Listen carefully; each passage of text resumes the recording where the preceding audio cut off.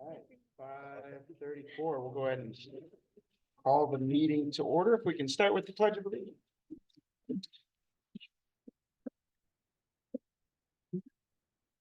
I pledge allegiance to the flag of the United States of America and to the republic for which it stands, one nation, under God, indivisible, with liberty and justice for all.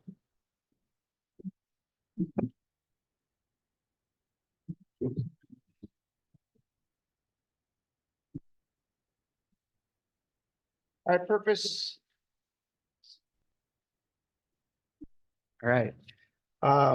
Purpose of this meeting is for the board to conduct board business, and the meeting is open to the public and is recorded. You can listen to all past board meetings by using board docs through our district website. This meeting is being presented via Zoom. We want to remind everybody that it's not appropriate for audience members to interrupt board business or ask questions during the meeting.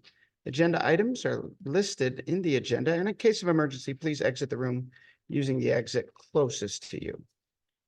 And Director Rocco, would you share our vision and mission statements if you don't mind? Sure.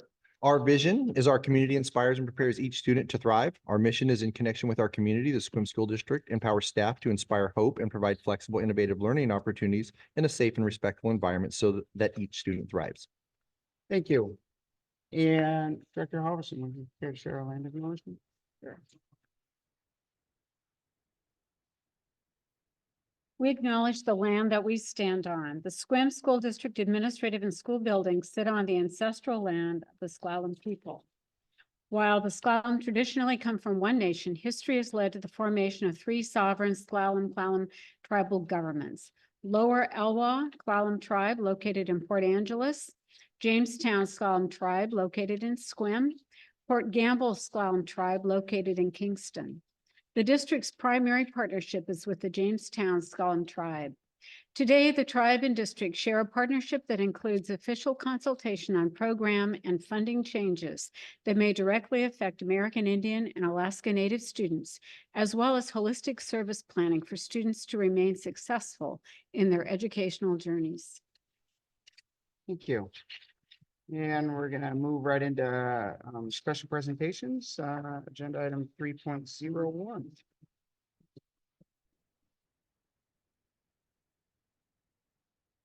Thank you. I would like to announce this evening that in the days coming up, we do have some special recognition of staff members that work and have very strong energy toward very important issues in our schools.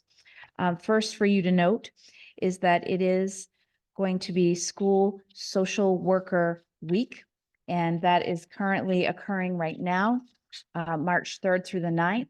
And the School Social Work Association of America would like to recognize the special role that social workers play. And I'm proud to say that Sequim School District has hired a social worker mid-year. And so Annie is active with us and getting around to our schools, and we very much appreciate her work and the efforts of others who team with her. So kudos there and recognition for the week. We also have recognition coming up March 11th through 15th of Education Support Professionals Week. And this tradition has been going on for quite some time.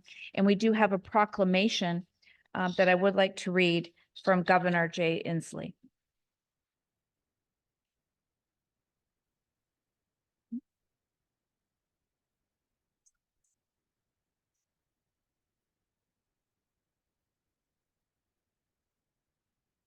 Whereas education support professionals are involved in nearly every aspect of education, maintaining buildings and grounds, preparing and serving meals, keeping school facilities clean and orderly, assisting in the classroom, providing over 60% of all instructional hours to special education, English language learners, and opportunity gap students, performing and conducting research activities, providing information technology and media services, administrative support functions, and safe transportation, creating a secure and healthy environment, and many other specialized services. And whereas these dedicated individuals who are the backbone of our public education system deserve recognition and thanks for the outstanding work they do for this state, their communities, and the students enrolled in Washington's public schools, colleges, and universities.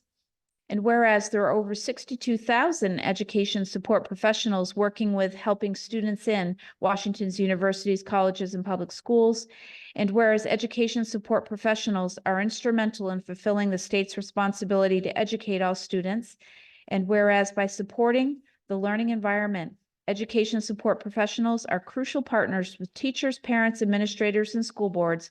Now therefore, I, Jay Inslee, Governor of the State of Washington, do hereby proclaim March 11th through 15th, 2024 as Education Support Professionals Week in Washington, and I urge all people in our state to join me in this special observance. Signed this 23rd day of February, 2024, Governor Jay Inslee. And with that, I would just like to express such appreciation for our education support professionals.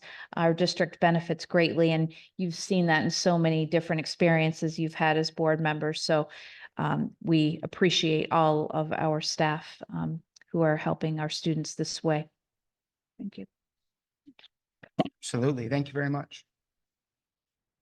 And express that our board is right in line with that. We know how much it's needed. So it's hard, especially working with, folks working with our most vulnerable students sometimes, and those that are the first bus drivers. It takes the entire team. So appreciate the recognition. That's going to bring us to the approval of our minutes, agenda, and consent agenda. And we do have one item that we're going to add to the agenda, which is an action item.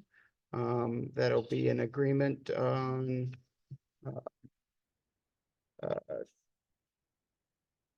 to approve the settlement agreement.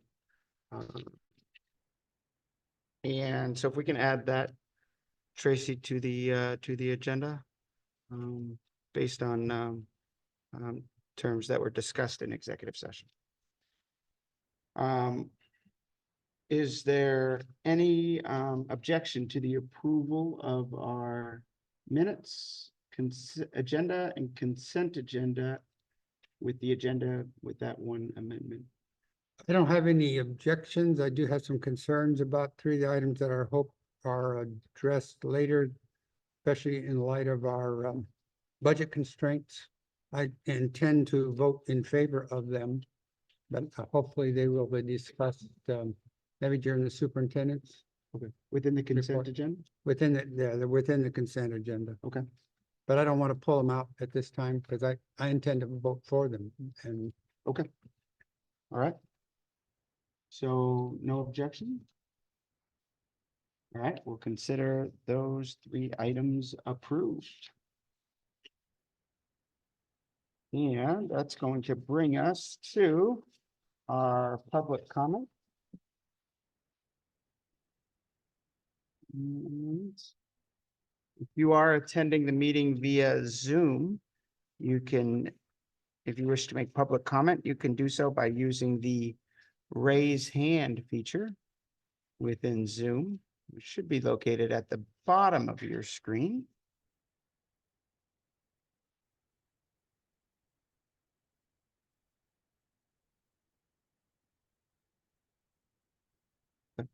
Anything online? Nothing online? All right. And I am not seeing any public comment online.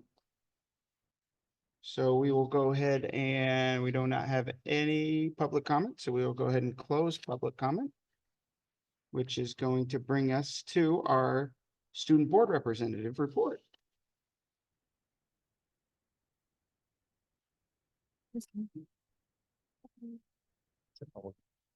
You guys want to this?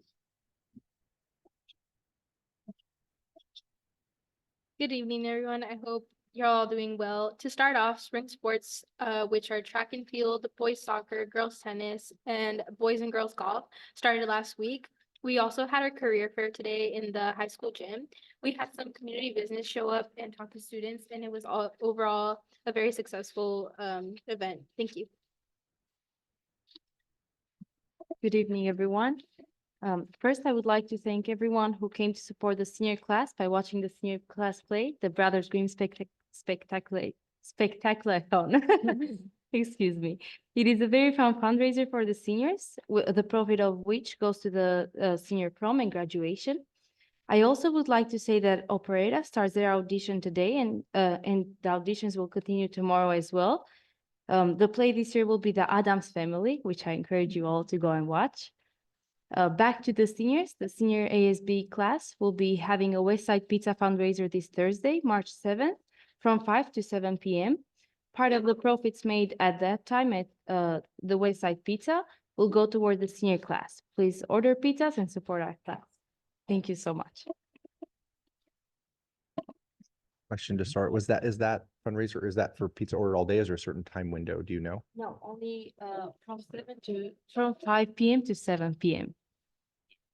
All right, thank you. Okay, that's going to bring us to our 9.01 reports to the board. We have some results regarding two-tier bell busing system late start survey results.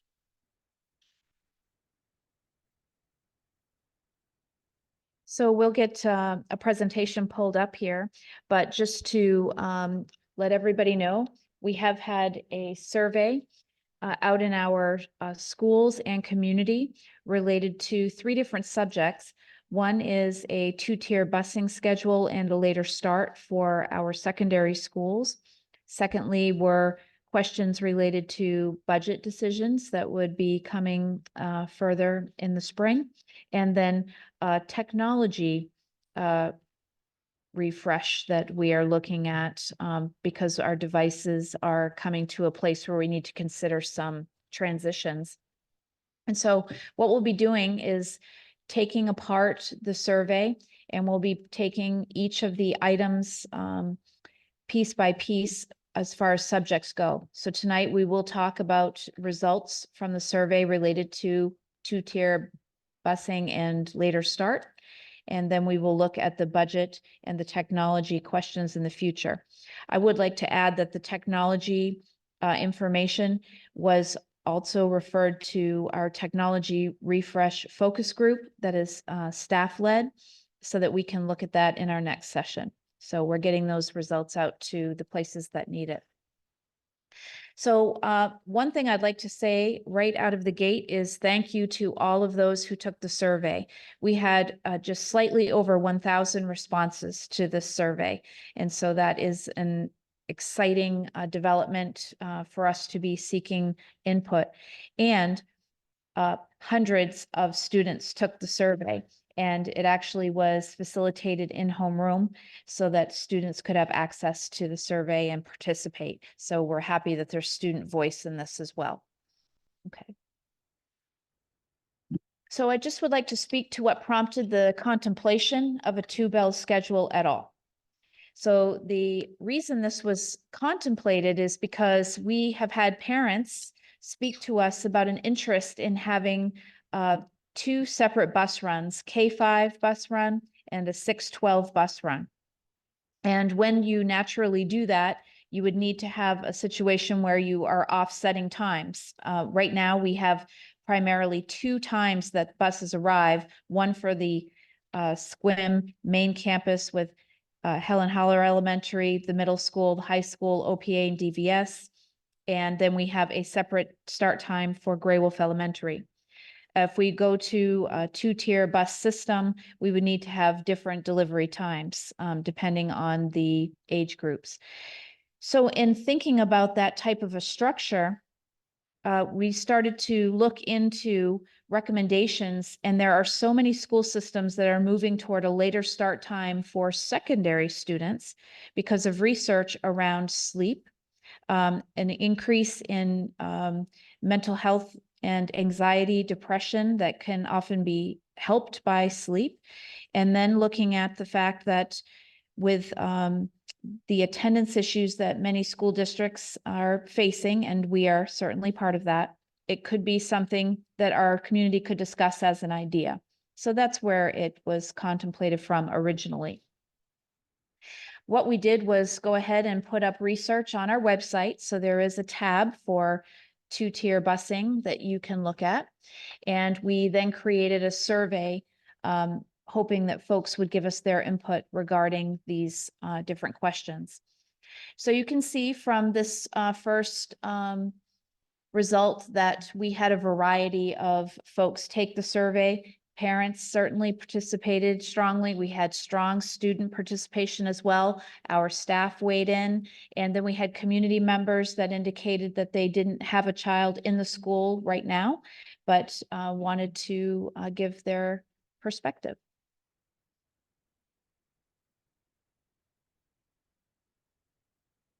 So you can see that Sequim High School has the greatest number of participants, and that's certainly because of our student participation levels. And I just want to give a shout out to the students for participating to this degree.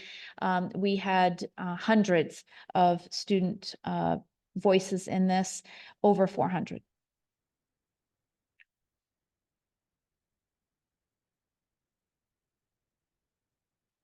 So we asked a question to get a profile of what different types of either activities or interests that different folks taking the survey might have. You can see here that we do have a variety, but we have a number of folks who are playing on athletic teams, do have after-school jobs, do have an expectation that they are helping with daycare after school. So we got a good profile from the community in that way.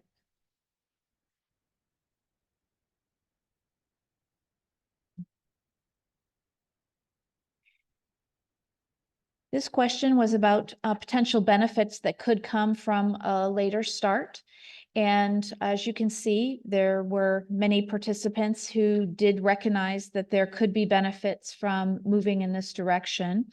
I think that what becomes clear in the survey, though, is that although we do recognize that there are benefits, there are also significant challenges. And so we'll show the next results.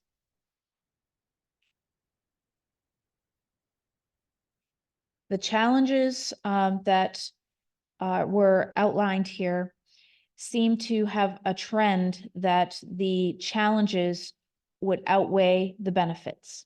So there seemed to be pretty strong recognition that starting school later could improve attendance, but the offset of that could improve,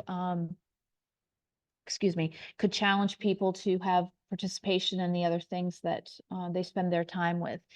So you can see that work schedules were certainly a significant issue. And I've spoken with several high school students who have expressed the same sentiment. Also, the time for after-school activities would be impacted, and that is of concern to folks. And if we go to the next slide, we can just see a different representation of the challenges that the community outlined.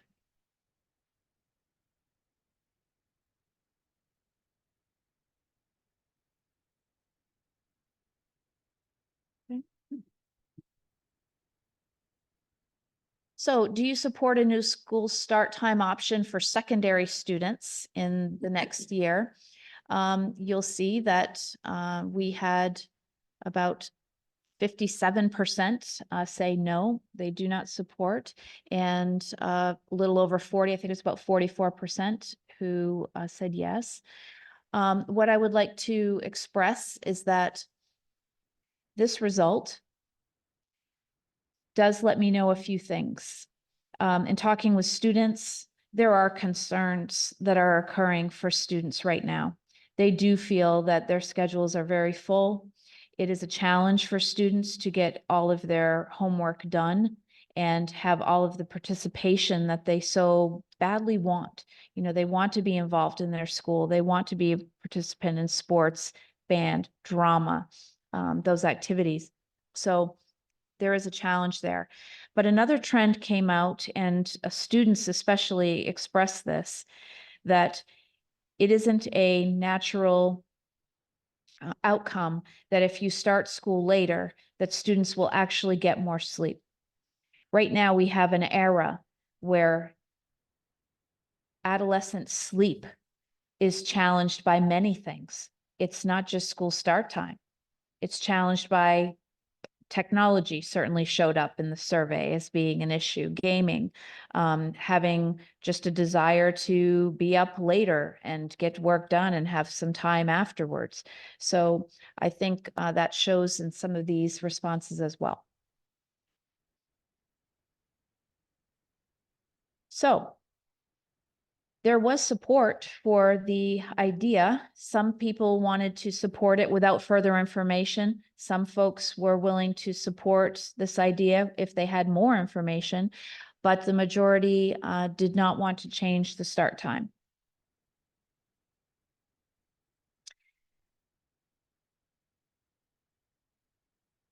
It was clear that people felt they had adequate information about adolescent sleep, and we do not have to provide anything else, it seems. But now I'd like to show you just a very concise snapshot of some of the comments. And these have been selected just because they represent a larger number of trends, okay? So regarding implementation of the schedule negatively affecting work schedules, working parents cannot possibly make this work. Monday late start is already a huge problem for parents getting to work on time. Monday late starts are this microcosm of what we're looking at. And we also saw a couple of statements from folks that indicated that they're not seeing that there necessarily is an attendance increase on Mondays where we do that late start. I think that'd be an interesting place for us to do a little more research. After school activities for school and non-school related would be impacted significantly by this change. Someone wrote, this will hugely affect after-school sports as we share fields and gym space, and I feel youth athletics are very, and I think that meant to say important. This sentiment was mentioned multiple times. And I also have received a letter from a local sports association evidencing the same impact, especially around daylight and not having many other athletic facilities in our area to utilize. It's not like we have indoor sports capability. Older students having increased hours of sleep is not a guarantee. This sums that up, and there were several statements like this. Everything in SQUIM closes at 5. If you have a job, well, you can't work anymore. So also students will probably get less sleep. Me being a teenager, I would just stay up even later if I knew I could wake up later. And, you know, the honesty, it's straight up. I do think there were also many, many comments by adults, I'm assuming, who were just talking about this from a flip side as a parenting priority, and that should be left to families to make those decisions about how sleep is managed in the home. So respondents definitely showed a trend of valuing that high school students are prepared for real life and postgraduate exceptions for job start times. So we are raising adults. And when these seniors go off to college, tech school, military, or a job, they don't get to go later. They have to go when the job starts. I appreciate the idea of trying to be kinder or gentler, but it is the real world, and we're not doing them any service by not appropriately preparing them for what is next. That sentiment was brought up multiple times. Now, there are thousands of comments, so we were trying to do trending. I will also say there were other comments that did speak to the fact that there are issues with sleep, and students having an ability to come later might help because they're going to bed late anyway. So it could help on the other side. Many concerns about the integration of a later departure time with everything that goes on after school, though. That was the primary issue. So I just would like to say again, thank you to everyone who participated in this. This is just a snapshot of our results. But I did want the board to see this early. There also were comments in the survey regarding budgetary pressure that we have shared that we are feeling in this district. And it is important to recognize that we would need to be costing out bus runs if we were to go to a two-tier busing system, because it would be extra cost likely for diesel fuel. And so I do want to respect that when we first came to this idea, it was because parents had brought it to us about the two-tier bus. We had not discovered to the degree of our budget and financial pressures. So it is a different time. I would say that I do think the survey recognizes that our students are having challenges right now and having regulated sleep schedules, or at least time at home that they are focused on what they need to do for their own homework, and then also making sure that they have enough time for adequate sleep. And I would be remiss if I did not mention that this has become a health advisory issue from the American Association of Pediatrics. So it's something for us to look at. And it may not be through busing we look at it, but maybe it's around technology use, and we have that part of the survey we'll go over later as well. So I just would like to turn it over to the board for discussion. Any questions? And move on. You mentioned many schools are looking at the change or actually changing. Do we have good data on that, or numbers? Are we one of 3 school districts, or are we one of 50? I mean, that are looking at it, and are any actually planning on doing it? Well, I can tell you that 3 did this move just this year. So looking down by Camas and Vancouver. We have Seattle side schools that have been doing this for multiple years. And in talking to a couple of the superintendents, it seems like they're waiting for the baseline year, those who've just implemented this year, to see if there is an impact on attendance. But if you're interested in more information about that, on our webpage that is dedicated to this subject, we do have a number of districts, and there are articles that talk about districts in Washington. Another question, one of the original concerns was the buses, the multi-age busing and the behavior on the buses, and 2-tiered busing schedule might help alleviate that. If we're not going to go to a 2-tiered system, do we have plans, or we'll need to do something to alleviate that concern? So what I would say is that, yes, we need to look at that. I would say that our school bus drivers have been very supportive and encouraging for us to look at this 2-tier system. And so I will be talking with them related to these survey results. And I'd like to have some more time to speak with the school bus drivers and our director, Don Hall, to understand what they might come up with for different ideas about how to tackle this, or what levels of support they feel would be necessary, and then where the busing really is working. We're running our buses every day, and we certainly have issues that arise, but we also have many days where we're getting all of our students home successfully. So I want to understand from them what they feel is going right and keep that going. I think I support the wait and see approach, especially since other districts around us have, implemented this year, so we can kind of see their data, as I know they're looking at our data, like with the elementary schools and stuff. So I think that is a good approach. And I think the fact that it was parent initiated, we heard the feedback, looked into it, and then we get the results as a community as a whole saying, it brings up some of these other issues, I think was a good way to do it, especially since it wasn't something that was necessarily front and center on our radar. I appreciate the responsiveness to look into it. And the results, I think, kind of speak for themselves at this point in time. So I'm kind of like to see the results of those districts around us and how they experienced it as they're doing the same to us. I like your point about a point in time, because that's where we are. And I do feel that the issues that are facing us for adolescents, they are many, And we do need to be creative and think about how, for instance, this one idea around having two-tier busing sparked another idea that could have had some response to issues like attendance that we're facing and health benefits and maybe increased graduation rates. There are some school districts that are reporting that. But we certainly can have time on our side to discover if we hear those results from neighboring districts, and we can come back to it. Do also want to share, so we do later on in the agenda have an actual item that's meant for us to have some more discussion on this particular topic too. So we can certainly gauge a little bit more on that if we want, just so we're following the agenda, if there's no objection to that.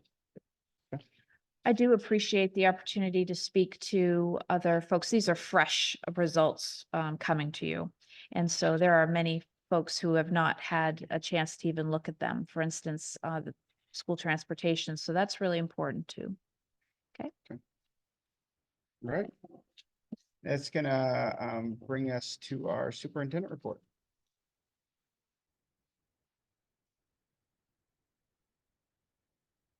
Okay, as you heard me mention in the report regarding the survey results, I would also like to follow up on my comment around budget pressures. So this year we are feeling severe tightening of the belt because we have, as you know from your study session, recognized that we have a spending concern. Our expenditures are outpacing our revenues. For this reason, we have recently called for a budget freeze and a hiring freeze with caveats. And I'd like to explain what that means. In our organization, there are positions that you just must have. They are critical to get the job done. And if we had a need to replace one of those critical positions for whatever reason, we would certainly be doing that. Okay, so that's one caveat. Secondly, spending wise, there are different ways that particular either events or opportunities or items are funded. And so when we have categorical funds or specialized funds, they're dedicated for specific purposes and they need to be spent. And so those items would still be funded.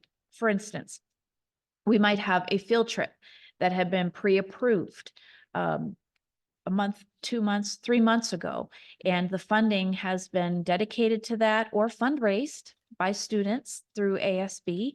And so those events will move forward. Secondly, we will have situations where we may have staff who will be going to a professional development opportunity, and some of that is funded through federal grants. Title II is a perfect example of that. And so such opportunities or CTE, career and technical education, we would continue to make sure that we're fulfilling those obligations. If there's required training for a staff member to be qualified to do a particular job, and it is the district's responsibility for that, we would certainly be looking at those types of funding. It's going to be on a case-by-case basis, in other words, and we're going to be taking questions from administrators along the way and trying to find any way to have funding sources that could be categorical to assist them. I'd like to stop there in case there are further questions about that and how we're approaching it.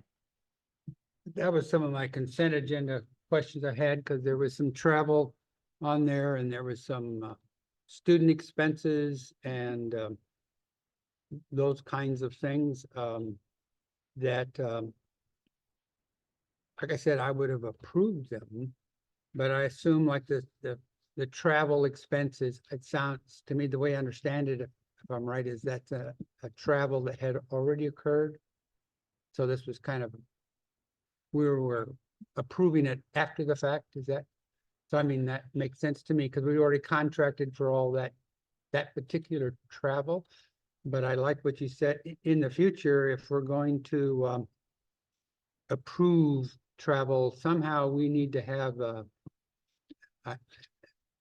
Well, I would just say, expectation that would be within the caveats that you have looked at it and you signed off on it because it is one of the expenses like that student travel to robotics and some other places like that. I think some of that is student travel is sacred, so to speak, and try to that wouldn't be part of the freeze necessarily unless it's new travel that hadn't been planned. So I think as long as you take care to make sure those caveats, because as I've mentioned to you that because of this budget crunch and it's against my personality, I've become more of a fiscal conservative. And to me, a freeze is a freeze. And as soon as you start having these little projects that are approved, it looks like it's not a freeze. And so that they're well justified and that we can answer any, we spent this money because, and here's the justification why, rather than. Well, we're going to be prudent about it because we want to make sure our organization is doing right by students. And so students who have had commitments made around particular trips, for instance, that's really important. Secondly, I can't say enough how we have been pulling down grant money. So we have grants that are able to fund some of these activities, and we want to make sure we're spending all of it. So on one hand, with general fund, we're really pulling back the reins, but we are trying to find other ways to fund and say, go. So it could look like this doesn't make a lot of sense, but what we're trying to do is say yes, as best we can by finding alternative funding sources or making sure we have the commitments encumbered for what we will be approving through the general fund. So I think it could look like we're violating the spending freeze if whatever information is appropriate that would make it clearer that this particular travel is required by law or that kind of thing, or this particular expenditure is part of a grant. They're being funded by a grant. Yes, I will tell you that I haven't met one administrator yet that has asked me to do a pure spending freeze without caveats. Everyone loves that. So that's what's best for our organization right now. It is very watchful. It's conservative, but it's fair. Other questions?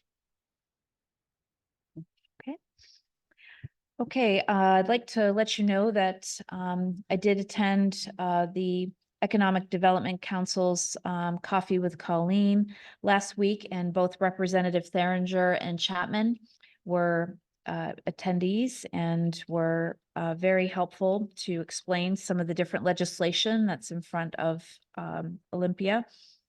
I'd like to let you know that we are continuing to be watchful regarding decisions with capital funding for a number of reasons. Of course, we have CTE that we want to forward, but we also have the future of our own facilities.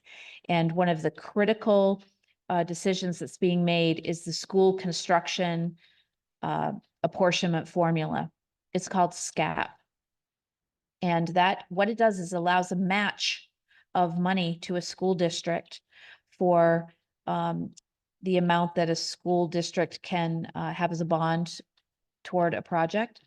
And that formula is going to hopefully increase so that we might be up for a better match, a stronger match. So our timing was praised by Representative Theringer, and I really appreciate that. We also made sure that we were thoughtful about how we could consider different types of building strategies in the future if we were to move out on a bond, because there's talk right now of very much in its infancy stage of modular type building for schools rather than every school doing its own independent design architect work. And we're going to keep our eye on that. I'd like to let you know that our tech refresh focus group that I referred to previously We have moved through 3 sessions discussing student devices, staff devices, and we'll be wrapping that up this week with a summary session. What we recognize is that our funds are limited. Our devices were bought primarily with emergency connectivity funding, grant money. We did not have that as a line item in our budget. And so we're looking at what we need to do next to make sure we're staying with a cycle for refresh of devices.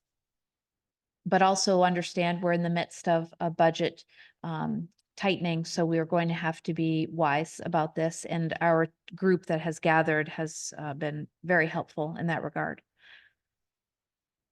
I have visited each of the schools regarding the finance explanations and making sure questions were answered at each individual site. We're going to be meeting at the district office to do the same, and I'll be going up to transportation to talk about the financial side, but also the survey results. So I'll get back to you about that. We had an ESD superintendent meeting, and we had a WIAA rep come to the meeting and talk to us about some marvelous grant opportunities that are out there in Washington for school athletics. So we'll be looking into those. One of those was a very interesting program where students who are interested in video design join a cohort, and they actually end up at the stadium at University of Washington, and they help to get the video feed for all of the state tournament games and run the Jumbotron. And it was quite impressive. And they made their own video about their experience. So it's something that I certainly would say our students should have just as much opportunity to seek those types of just good times and really interesting workforce related opportunities. Do we have pictures of the HVAC? So you may have noticed a couple weekends ago, we did have a shift at OPA. We did have HVAC brought in and installed. And so we are so close to having a new heating system there. And I appreciate all of the weekend work that folks facilitated to make that happen. And Director Santos took these pictures on that Saturday. I know that OPA has been waiting for quite some time, and it's good to see that the equipment is actually here and up in the building. Also on Saturday, a group of us went to the Jamestown Library opening, and that was quite a community event, very well attended and celebratory. Our students will absolutely benefit from being able to visit this library and the different auditorium opportunities they have for video there, and then the exhibits that have been developed, not to mention the collection. So I'd like to say thank you to Jamestown for inviting us, and we really look forward to partnering to use that facility in the future. Another meeting that occurred was with high school science teacher representatives regarding science lab improvements.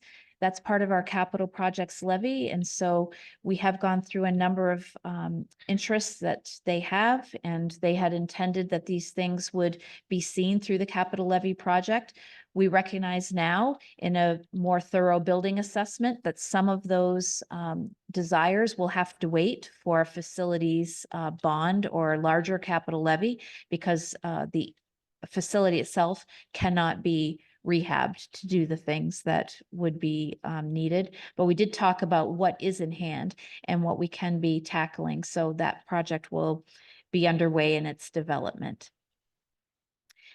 And then I'd like to let you know that we do have our policy committee working to make sure that we're refreshing policies and bringing them back to you with recommendations from WASA. You'll see one tonight, and then procedures we're also looking at as well. So we're keeping those up to date. And that's all I have. Questions? All right. gonna bring us to our board business. Will start with 11.01, the newly added item. There's a motion to approve the agreement to the settlement discussed in exec session. I move to agree to approve the agreement that was discussed in executive session. I'll second. All right, any discussion? All right, all in favor, please signify by saying aye. Aye. Hi. Aye. Motion passes. And that's gonna bring us to 11.02. First reading and approval of policy 5005, employment and volunteers, disclosures, certification requirements, assurances, and approval. I move that we approve policy 5005 for employment and volunteers. And by approved, do you I'm sorry, mean- move to a second reading. I'm I sorry. assume Move that you're we doing move that. to a second reading. Nice second. Okay. It's been moved and Yeah. seconded to move 5005 to a second reading. Do we have any discussion?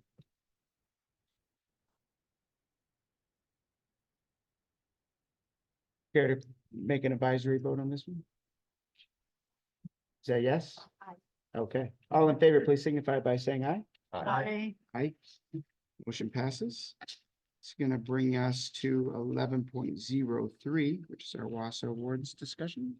Want to start us off? Thank you, sure. Annually, our ESD 114 invites Sequim School District to be a part of the WASA Awards. And these awards typically recognize a individual or community group that has worked significantly with the school for improvement of experience or services or just in some way giving back and partnering. So this year, we do have this invitation again. And last year, we were fortunate enough to recognize the Lions Club for all of the screening that they do for us. This year, we do have nominations that need to be completed.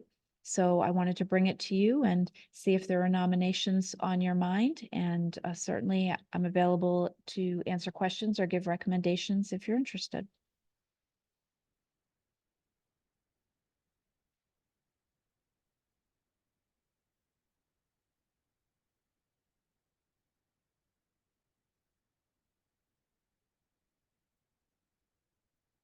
Any thoughts, discussion, or questions?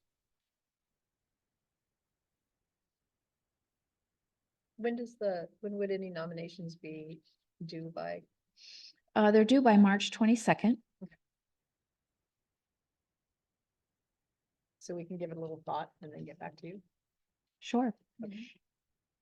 I would add that this year I do feel with the recognition of CTE in legislation that our CTE advisory group members have been instrumental in helping us get that business plan put together and proposal. So that is one recommendation I would offer to you.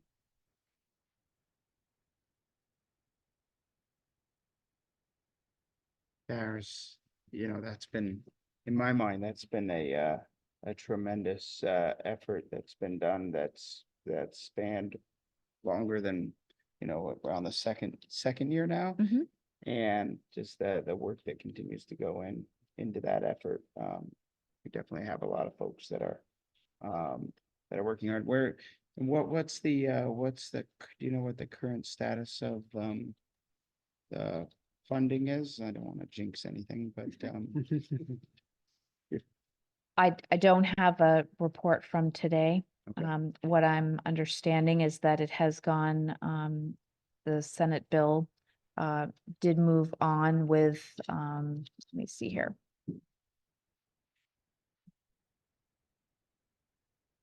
On February 23rd, executive action was taken in the House committee.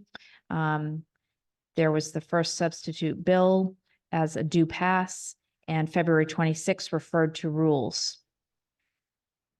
So I will get back to you about where we are. are you looking for us to take action on a recommendation tonight? Well, we certainly have another board meeting before the nominations are due. If you felt like that was a recommendation that you were interested in pursuing, we certainly could make that nomination sooner, but Okay. it's fine.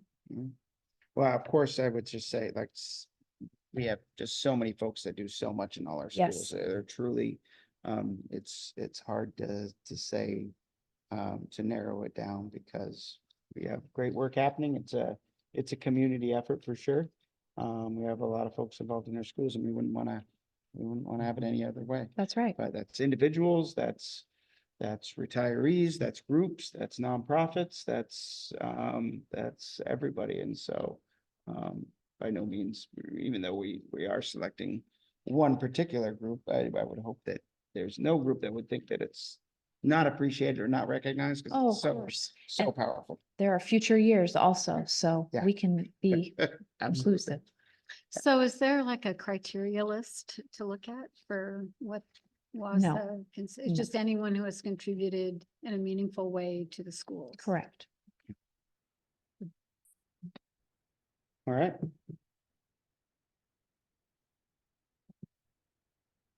More to come on that then. And let's go ahead and move on to 11.04, which is continuation of based on the presentation, the two-tier bell busing system and later start discussion. And I think Director Roca already kind of kicked this off a little bit with talking about where he was at with that. And I don't know if there's further discussion that would help advise our superintendent on how to proceed. I'll say that I really appreciate all the it was really outstanding participation on that survey. And that's really great. And I was so glad to see also the student voice on that.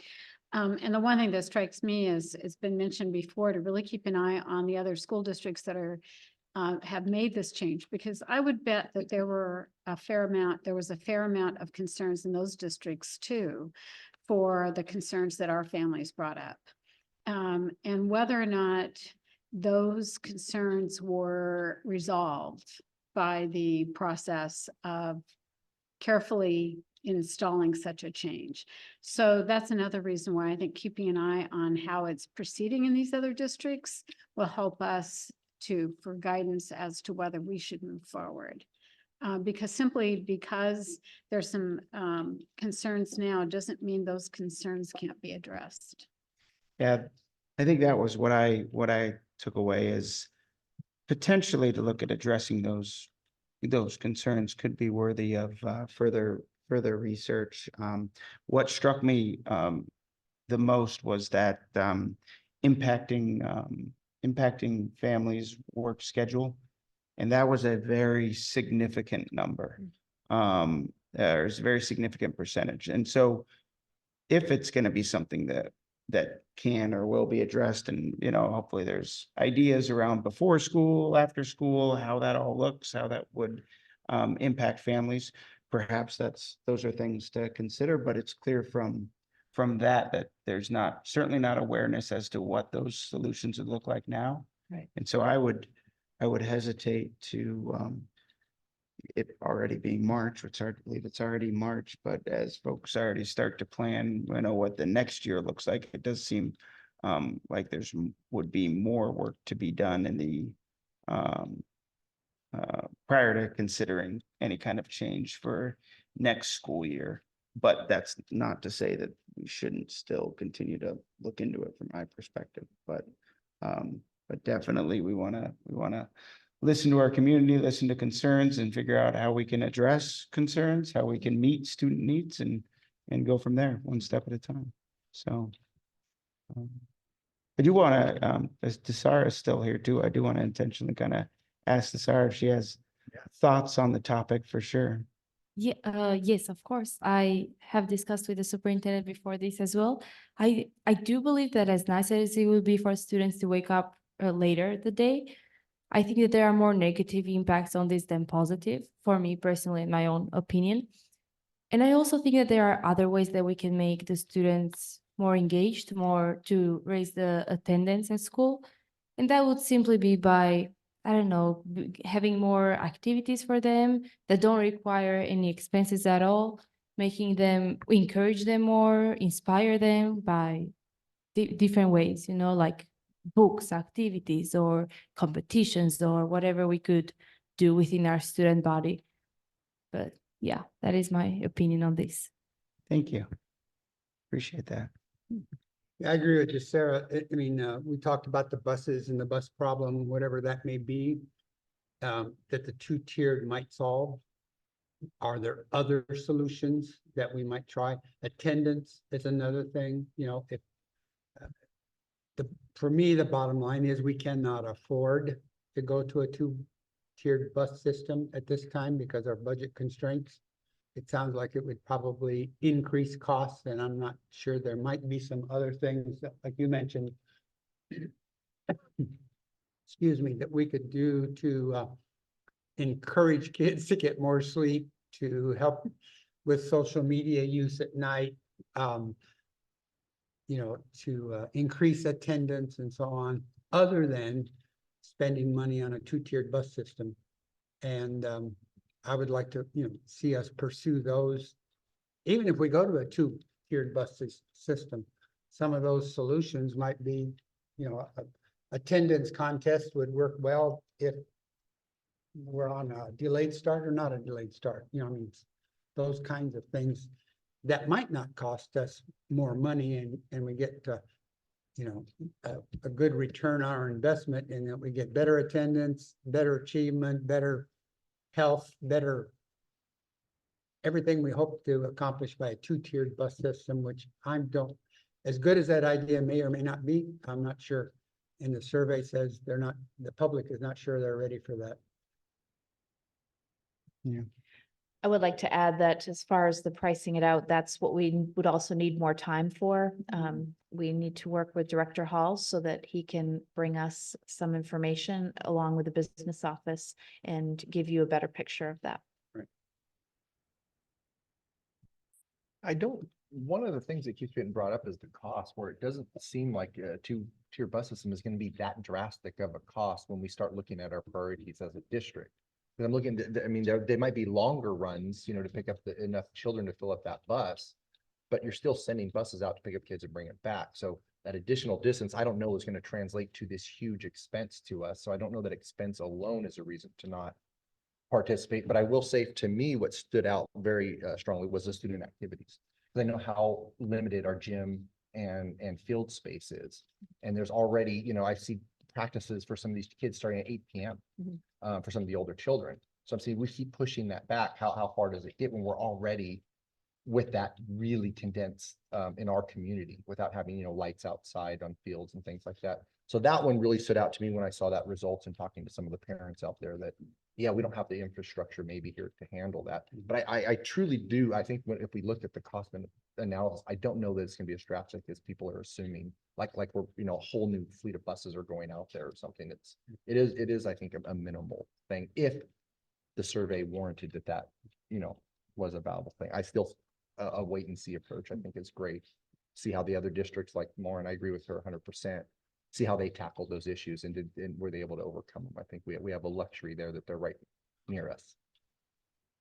Also, I think as we're thinking about facilities as it relates to activities too, you know, as we're about to possibly look into more of a what our facility needs are as it relates to a potential bond, that kind of thing, it might be well suited to be a part of that discussion to make sure that to whatever degree possible, we are meeting the needs of students based on, you know, the activities, as well as, of course, our instructional facilities, but you know, all the needs that are out there.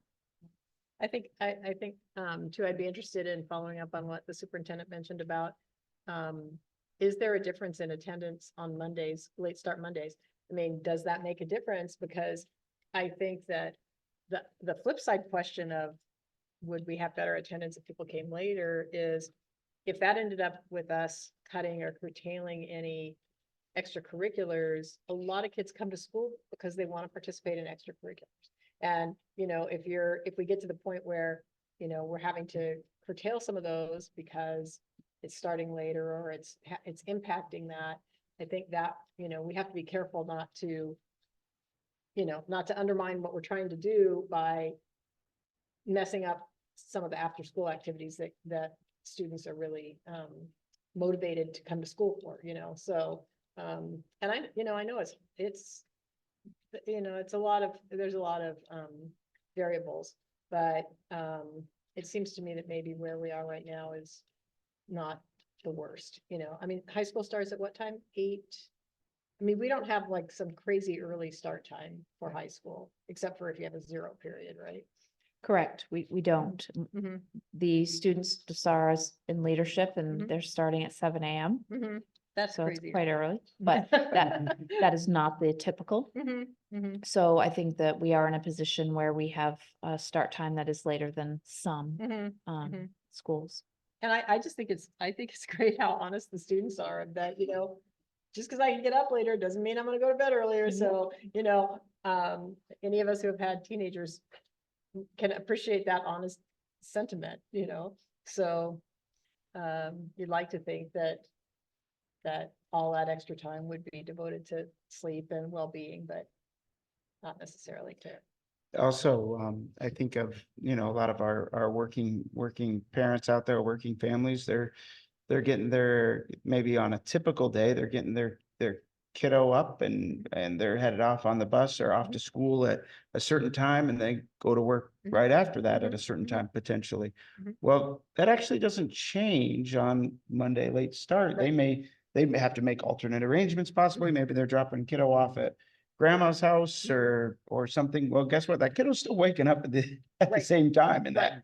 that regard. They're not getting any extra sleep. Mhm. So even if it was whatever, they're not coming to school more rested on that Monday to perform better on that lesson. Mhm. Yeah, Mhm. they gotta wake up at the same time because parents have to be to work at the same time or so that doesn't really have an impact. So I thought the survey seemed like it was very well designed. I liked the questions that it asked. It seemed like it really, they got to the heart of what are the things that people are concerned about, not just, do you like it or do you not like it, but why? What are the impacts that this would have on your family's life? And so whoever designed that survey, I thought that it was very well done. Director Roca came up with a couple of things that triggered my thoughts. First of all, I don't think we have, even if the costs would not be that much, we don't have that much to spend. If the budget constraints are real, and I think they are, They're real. we don't have extra money. Number two, brought up if we have other community teams and people that use our facilities after wrestling, after basketball. And if we have a delayed start, that means we have a delayed start in the afternoon as well. What does that do to these community teams that may also use our facilities? And I don't know who they are. And then the third one is basically, to me, the survey says it's an idea time is not ready. And for me, even if the survey said, oh yeah, we like this idea, I'm afraid I'd have to say we can't afford it. At this time, we can't, if the cost, whatever the cost comes up, gonna be an extra amount of dollars, we don't have those. Or we do have, let me put it this way, we have the extra money.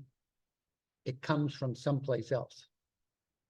I mean, we're in that situation where if we spend an extra It comes 10 down or to the 10 priorities. if we spend an extra $10,000 or $20,000 for buses, that money has to come from someplace, some other program.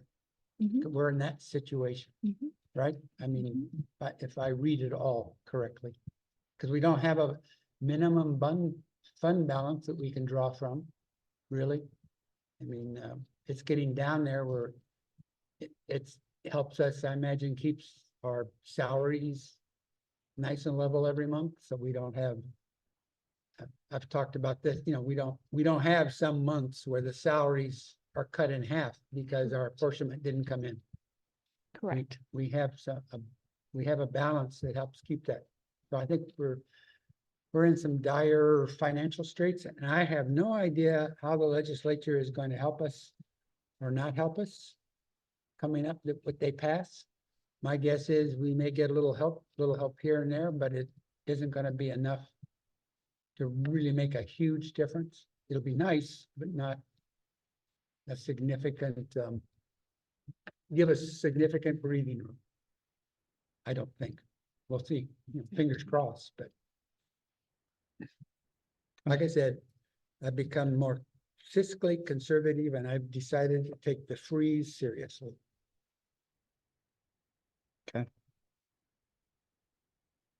Feel like you've heard enough feedback to further advise your Yeah. next steps? Yeah. All right, fair enough.